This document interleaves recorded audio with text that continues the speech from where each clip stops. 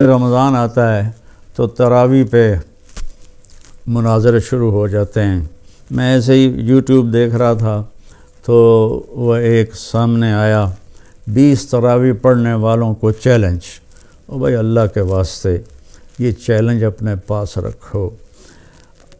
حضرت عمر رضی اللہ تعالیٰ عنہ نے 8 تراویح کا بھی حکم دیا ہے، صحیح حدیث ہے، اور آپ نے 20 تراویح کا 3 وتر کے ساتھ حکم دیا ہے، صحیح حدیث ہے۔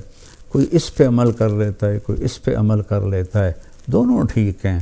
باقی یہ نوافل ہیں، کوئی 20 پڑھو 40 پڑھو، اہل مدینہ 40 پڑھتے تھے۔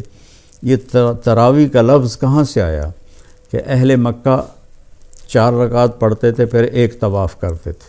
ترویح کہتے ہیں تھوڑی دیر کے آرام کو، پھر 4 رکعت پڑھ کے اور ایک طواف کرتے تھے، تو اس طرح ان کو تھوڑا آرام بھی ہو جاتا تھا، پھر آگے شروع ہو جاتے تھے۔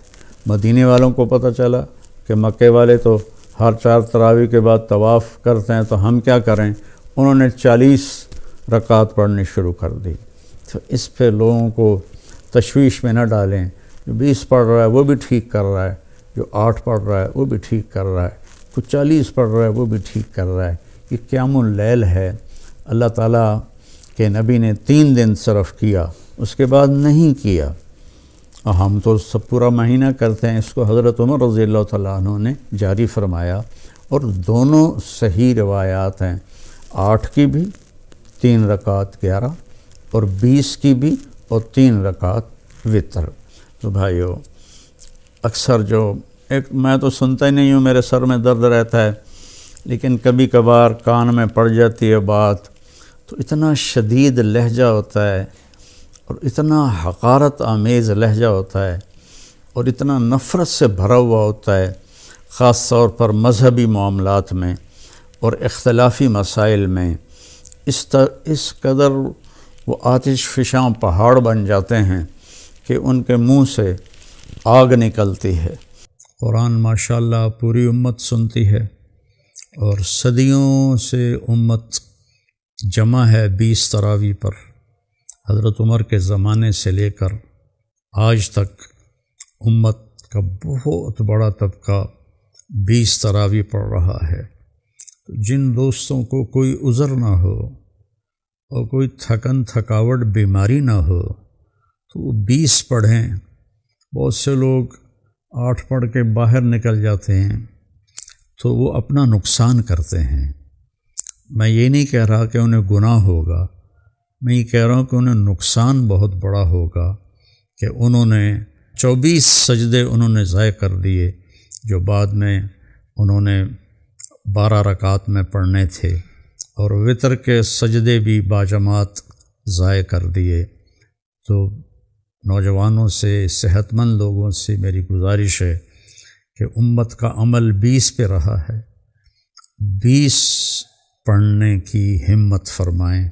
ہر سجدے پر ایک حدیث میں آتا ہے 1500 نیکی لکھی جاتی ہے، تو 20 کے 40 سجدے اور 15 چوکی 60,000 نیکیاں ہر بندہ گھر لے جا سکتا ہے۔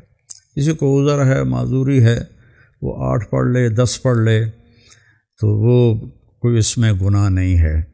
اللہ تعالیٰ لیکن جتنی مشقت اٹھائیں گے اتنا ہی اللہ ہم پہ راضی ہوگا۔ کثرت سے تلاوت کریں قرآن کی۔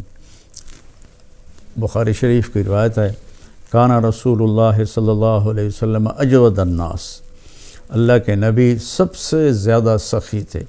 وَأَجْوَدُ مَا يَكُونُ فِي رَمَضَانَ حِينَ يَلْقَاهُ جِبْرِيلُ يَأْتِيهِ كُلَّ لَيْلَةٍ فَيُدَارِسُهُ الْقُرْآنَ، اور رمضان میں آپ بہت زیادہ سخی ہو جاتے تھے۔ جب جبریل آتے تھے روزانہ رات کو، آپ جبریل کے ساتھ قرآن کا دور فرماتے تھے۔ تو یہ واحد نبی ہیں جن کے پاس اتنی کثرت سے جبریل تشریف لائے، ہر رات تشریف لاتے تھے۔ میرے نبی کو 9 رمضان ملے، تو ہر رات کو، اور آخری رمضان میں 2 دفعہ آتے تھے، 2 دفعہ قرآن کا دور ہوا آپ کا جبریل کے ساتھ، اور فرمایا ولا رسول اللہ صلی اللہ علیہ وسلم اجود بالخیر من رمضان من الریح المرسلہ، کہ اللہ کے نبی رمضان میں جبریل کے ملنے پر تیز ہوا سے بھی زیادہ آپ کی سخاوت ہوتی تھی۔ تو میں مالداروں سے کہتا ہوں سخی بنیں، صرف زکوٰۃ دے کے مطمئن نہ ہوں، زکوٰۃ سے اوپر بھی خرچ کریں، اللہ آپ کا رزق بڑھائے گا۔ اللہ مجھے آپ کو توفیق نصیب فرمائے۔ السلام علیکم ورحمۃ اللہ وبرکاتہ۔